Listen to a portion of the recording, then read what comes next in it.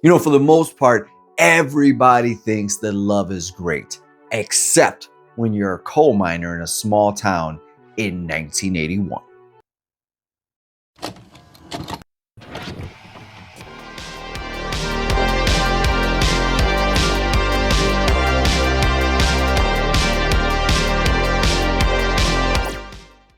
What's going on, people? Alex Thorn here, and I'm just a rock and roller who in his downtime likes to watch movies while wearing a bandana. And today we are reviewing and checking out My Bloody Valentine to see if it holds up. But before we talk about all of that, I just want to ask you, if you dig this review, let's talk about it in the comments. Check out the channel and subscribe to the channel if you like what you see.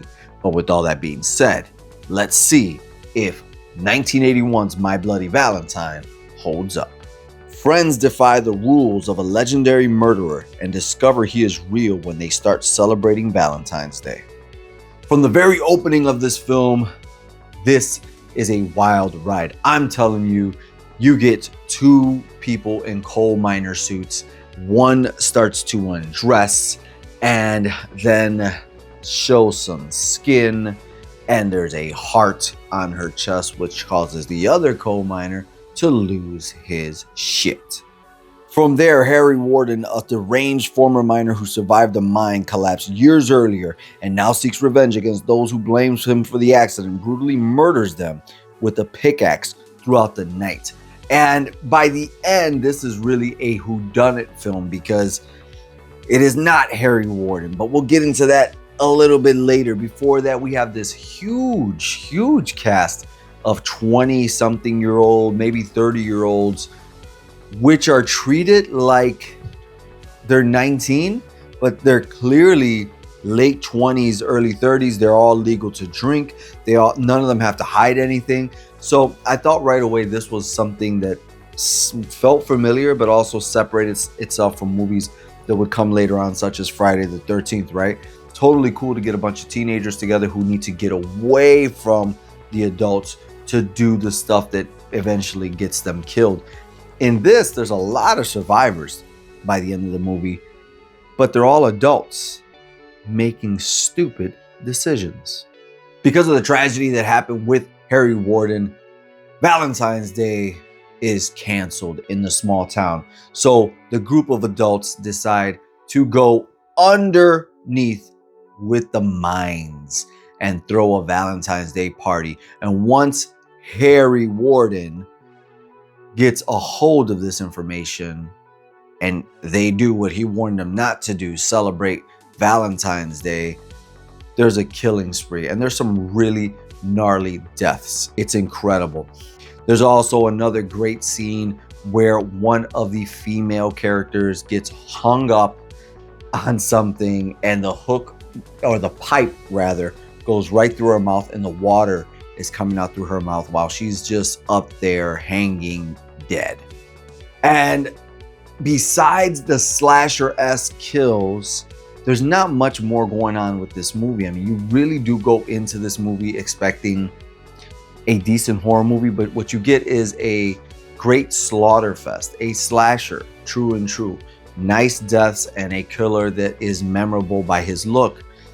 There's not much more than that.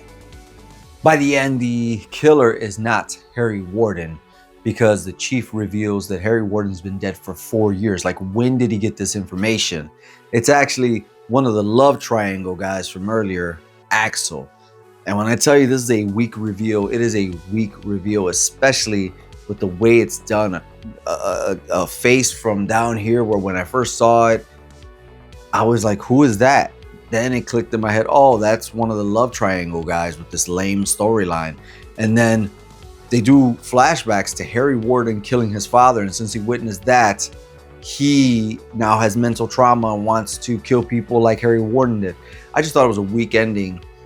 But the ending does feel like it's going to lead to a sequel that we never get. In fact, there's a remake that's made in the later 2000s, but we never got the sequel. And then this story by itself, there's so much of Harry Warden's story to be explored that this feels like it should be a sequel to the original story, but it's just a standalone movie. And because it's a standalone movie, I think we need to get to the standalone rating of My Bloody Valentine and find out, does it hold up?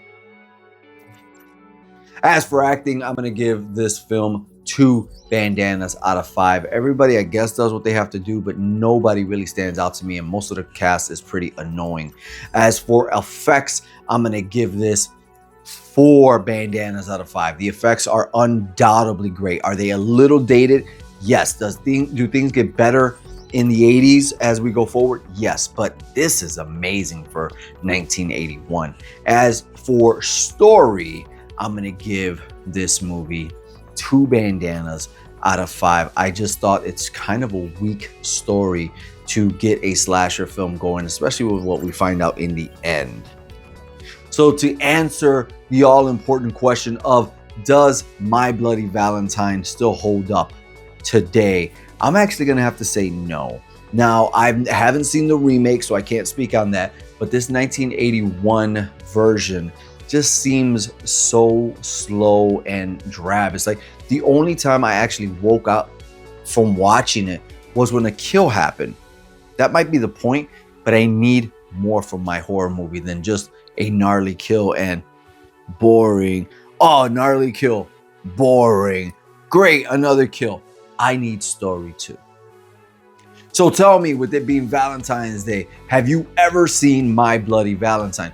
This watch was a first-time watch for me. Not only was it a first-time watch for me, but I watched it to be a guest and talk about it on the Our Life in Horror podcast, which I will link in the card above and in the description below. Go check them out. They are awesome. They are live, constantly collaborating with people, introducing you to new people, and introduced me to a brand new movie for myself. I hope to be on there again.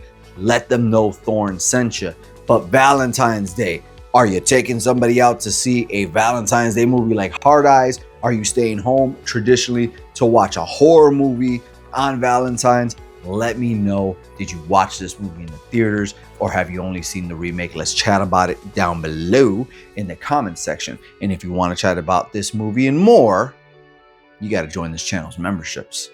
That's right. Thorn Theater has real deal membership laminated cards for all of you Thornaholics out there and horror lovers. Not only that, but you get to request your own reviews. Let's say there's something out there you're really dying for me to review, but the masses may not want it, or it's not something that's gonna move the numbers. Guess what? You pay. You control the narrative. You get early access to videos, live only chats, as well as exclusive watch alongs just for members right here on this channel. And if you don't feel like committing to that, you can always gift me a super chat, super thanks, or buy me a coffee. Buy me a coffee right now is a way that you can support somebody like me for making videos just for you guys, doing what we love to do. But guess what? If you buy me a coffee, at least you're fueling the journey. And right now, Buy Me a Coffee has an update to where when you leave your note of why you have gifted me coffee, I can respond back to you in video form. And if you dig the lights behind me and all the lights you've ever seen in any of my videos, I've got 10% off for you with a code down below in the description for Govy. That's right, head there and you will not only just get a sale, but 10% off on top of that by using the code on the screen right now. Guys, and with all that being said, you know what I gotta do? I gotta go on a Valentine's Day date.